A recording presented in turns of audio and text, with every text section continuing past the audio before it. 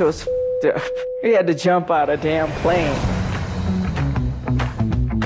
I skipped ingenue right to deadly killer.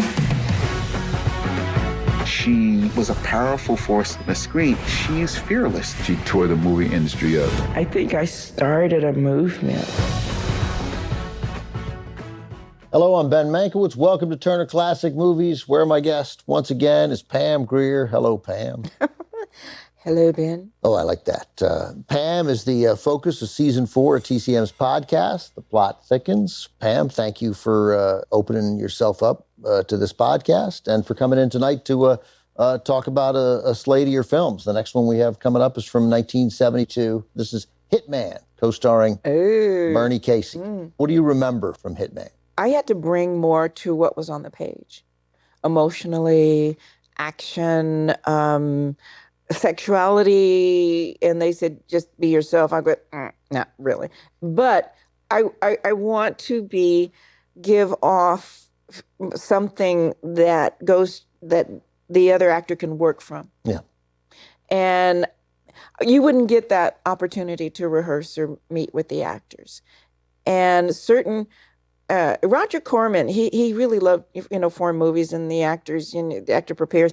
And there's just certain things that I wanted to rehearse with this handsome man to see if I could be attractive to him. You mean to Bernie Casey? Yes. Yeah. And so this movie, technically produced by Gene Corman, that's Roger's brother, but this is a Roger Corman film, yeah? Right. Yeah. But they had to dress me so I would maybe look more attractive to him. But I was intimidated because he was a former football player. Yeah. He made me feel comfortable. He made me feel beautiful. He made my character feel beautiful. And so that worked. But there wasn't that much in the story to go from. But it is an exercise in physical emotionality between two people. It's really, until and I didn't get a chance to rehearse, but the short time that we had, he was powerful. Did you have, at any point, any issue with the nudity that was required in many of these roles for you in the mid-70s?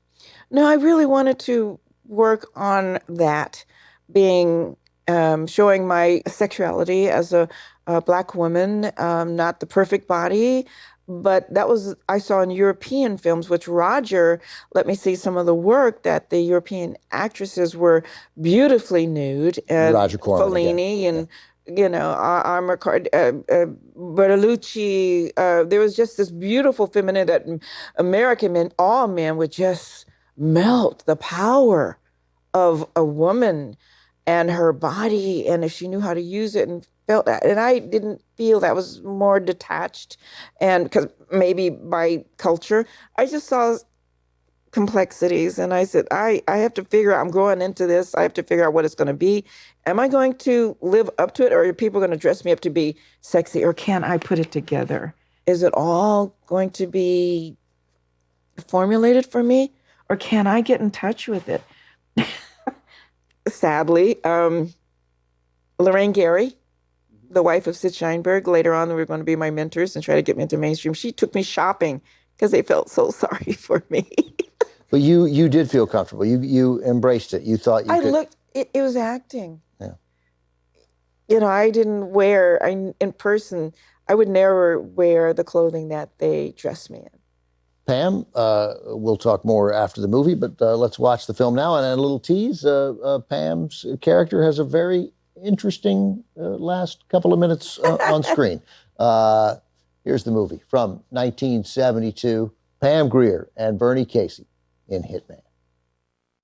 Welcome back, Ben Mankiewicz, Pam Grier. So Hitman, of all the ways, because this is, if you've seen Get Carter, the Michael Caine movie based on the book, and this is a blaxploitation adaptation of Ted Lewis's book, Jack's Return Home. Your character's in, when you go in the trunk of the car, your character's in for it in some way. But I just didn't see getting mauled by a lion as a possibility. That was not on the list of ways that you would meet your demise.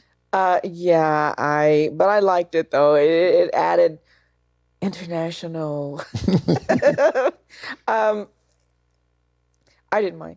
You didn't mind? I played Black Panther earlier, and so That's right. That's right. remember. So I had a little bit of camp in Right me. in Twilight. Yeah, it was a little campy, and I just was trying to milk the screen as long as I could.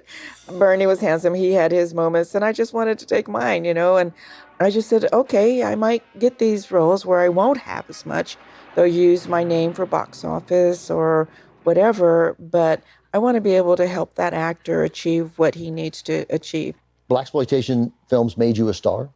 I think it's probably fair to say that you also then became so associated with it that when the genre died out, it was harder for you to find work. No, I wanted it to die out. It was being redundant. Yeah. There's nothing more to do. I wanted to do theater. I wanted to do small roles. It didn't matter. Do you think your success in it for a while hampered your movie career? Not at all. No? I developed such an audience just to get them into the theater, but also the films were, there were maybe a dozen films with no female lead. It was all males, and they weren't called blaxploitation until I walked in a man's shoes, and I was doing exactly what men did: martial arts, fighting, running, jumping, shooting a gun. Now it's exploitation, and it just brought excitement and joy to people. It was a release in a way, and it was entertainment.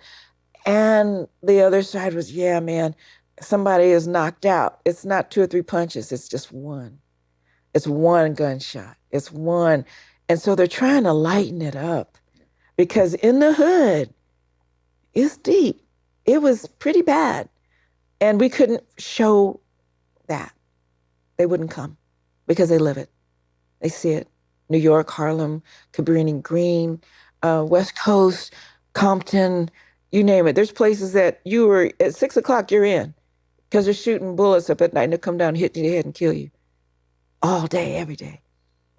They couldn't show that. So we wanted to can we show it, tease it a little bit, and have fun with it. And have fun, but entice people to join the industry, to be a part of it. So there's always that side of me creating employment from that as well. Pam, as always, great stuff. Thanks very much. And you'll be back next week with a couple more of your films, 2 of your most famous films, in fact, Coffee and Foxy Brown, next week. Thank you, Pam. Thank you, Ben. Pam, also the subject of Season 4 of TCM's podcast, The Plot Thickens, which will be available everywhere you get podcasts on October 25th. Stay with us because coming up tonight, we have one of Pam's closest friends, Tamara Dobson, leading the cast of Cleopatra Jones.